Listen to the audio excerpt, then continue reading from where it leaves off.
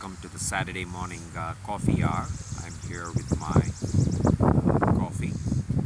Today, I want to talk about physical world, the intellectual world, and the world in between these two, the mythical or the psycho-spiritual world. So we all are very familiar with the physical world. It's about objects, materials, including ourselves, what we can see, feel, test, see through a microscope or a telescope or a spectroscope for those things that are invisible to the naked eye. And then we have the intellectual world that is full of mathematical equations, conducting empirical studies, measuring, validating, replication, and all of that. And the in-between world, the psycho-spiritual world, is something that speaks to the psyche or the soul. The soul feels engaged when we embark on activities in the in-between of the psycho-spiritual world, and it also elevates and seems to charge the spirit. Why I say this is sometimes one has the trouble of distinguishing, what is wisdom, what did the ancients say to what's happening in our time and place in the modern world. As Seneca observed, the ancients were pioneers, they are not our leaders. They had to make sense of the world, culture, and time in which they lived. And some of the wisdom that comes from that period equally applies for us today, but some of what was thought as wisdom or truth could well be something that is foolish and superstitious based on what we know today.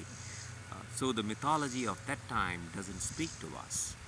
And on the other side, if you were to look at our modern intellectual scientific world, it is filled with rationality, logic, linear thinking, and this speaks to what we do in terms of our vocation, in terms of our knowing how the world works, how to prevent disease, how to make something that has never been done before, like let us say going back 200-250 years, harnessing heat and fire to come up with the internal combustion engine, or in our time electric storage batteries that can power an electric car.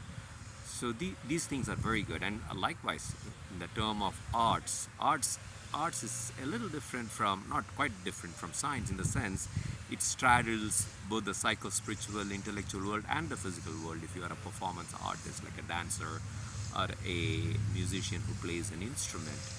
So the muse here comes somewhere from a hitherto unknown place. So my thinking on these topics is, if you go too logical or rational, life becomes very dry, it is desiccated, it gets the job done, but it is not meaningful and fulfilling.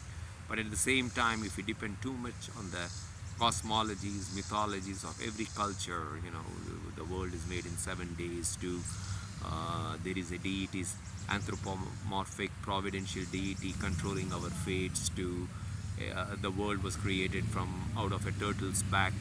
These are very interesting mythologies, good to know. However, they don't really appeal or may not resonate with our time and life. So my own personal practice is to create my own mythopoetic world, which speaks to my soul, which engages and elevates my spirit, and for which I spend 10, 15, 20 minutes, maybe once or twice a day, just like what I'm doing here, earthing my feet on the grass, talking to the plants, trees, and pretty much thinking that everything is animistic, everything has life, including the rocks, the rivers, the trees, and the inscrutable unknown energy out there, whatever you might call it, quantum field, the dark energy. And I marvel at how much I do not know as much as I know what I know today, based on the likes of Newton, Einstein, or going back to the ancient Greeks or the ancient Indians like Aryabhatta, and the ancient Arabs discovered anything from algebra to alcohol. The word or the letters AL pretty much signify they come from the Arab word, al this, al that.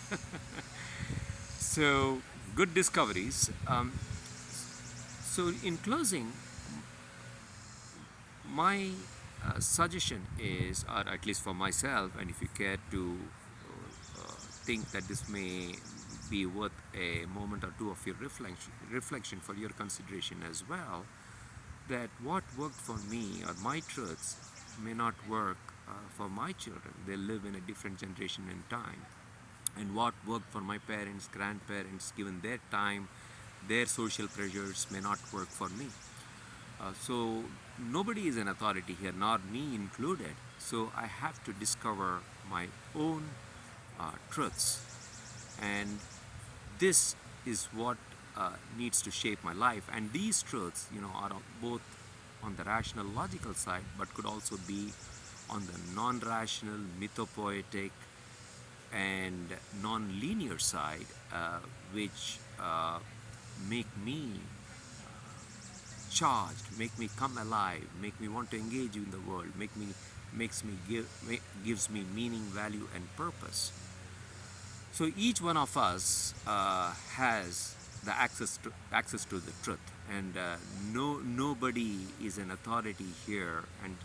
And if such an authority exists, probably we don't want to go to such an authority, because the authority that really works for us is the authority within. And every generation, your generation, my generation, or someone older to me in their 70s or 80s, or someone very young in their 15s and 20s, each one of them has access to the truth. And that truth is what needs to be the guiding spirit.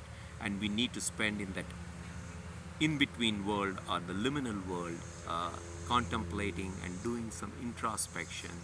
And the best place to do for that is nature. And that works for me, and I'm sure you have your own places, locations, and practices that you have discovered or yet to discover that will speak to you.